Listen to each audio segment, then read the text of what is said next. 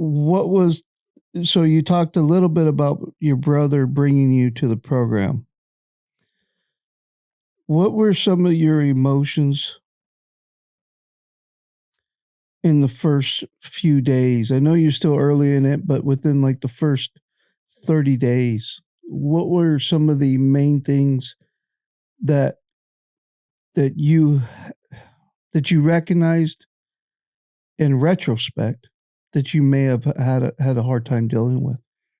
There was this tremendous loneliness. I felt alone, and I couldn't shake it. And I would turn my television on just to have noise going, and I prayed about it and told God, my higher power, I said, man, I'm really lonely, I even asked him one time, I said, hey, I know you're busy, but because he's got a lot to do, I'm sure. He's got all of his people to take care of. He must have a lot to do. But I said, would you be able to just reach down and hug me and hold me for a little bit? And I said, I think that'll cure me. And I didn't get an answer. I went to a meeting and I got hugged. And I felt like it was from him. I really do. And it changed me. I opened my pantry door one day because I was so freaking tired of eating soup. When you got to cook for yourself, man, it gets to the point where, you know what, grilled cheese sandwiches are even hard to make. You just, And I opened the pantry door and I said this out loud. I said, God, and I shut the door and I turned around and I said, I haven't a fucking clue what I'm going to eat for dinner. So I'm just not going to eat. And we had a meeting at the place that we meet at. And damn, this guy brings in 7 big old extra huge pizzas. Right. And I love it that you like to eat, Sam, because I enjoy it. Yeah. I do. Giving away my secret. Oh, man. And I thought, man. But no, I felt really alone. I really did.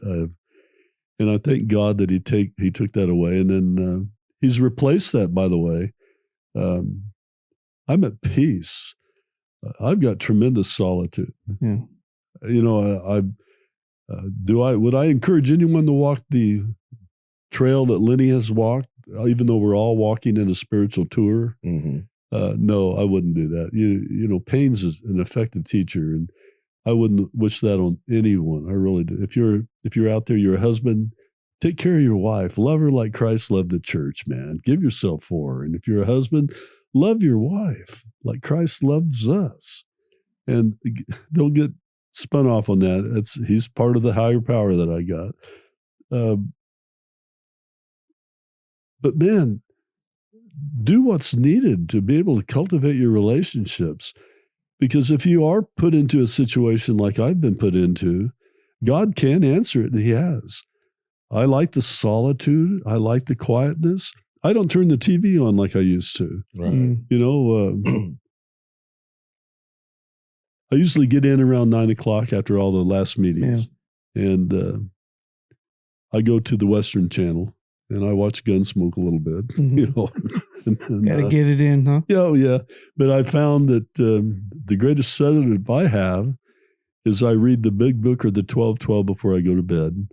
I just begin reading it. I put my lounge chair up and everything and fire me up a good chew, and I sit there and I just read it. I read it real slow, methodically. I read it like it's a textbook, not a novel. Right. And directly I begin nodding. I know, you know what? Sleep is good. And I have never slept this good in my life. Really? Never. Yeah. Did that happen immediately? No, not at all. Yeah, because sleeping's rough at the beginning. Yeah, it was for me too. But I got to tell you, and what Sam referred to about this, something happens at 60 days. Something has happened. Yeah. It really has. even on the way over here, traffic was backed up all the way to another street. And I mean, from light to light. Oh, beyond, man. It was all the way back to where we have our meetings at. Yeah. Oh, wow. And, there was a time in my life that it would have just drove me nuts. Mm-hmm. And I sat back and I paused. And I thought, I'll text Sam and let him know that, you know what, traffic's atrocious. Right. And I'll get there when I get there. Yep. And it was an accident was what was holding it up. But I didn't lose sleep over it. I didn't lose whatever it is. Yeah.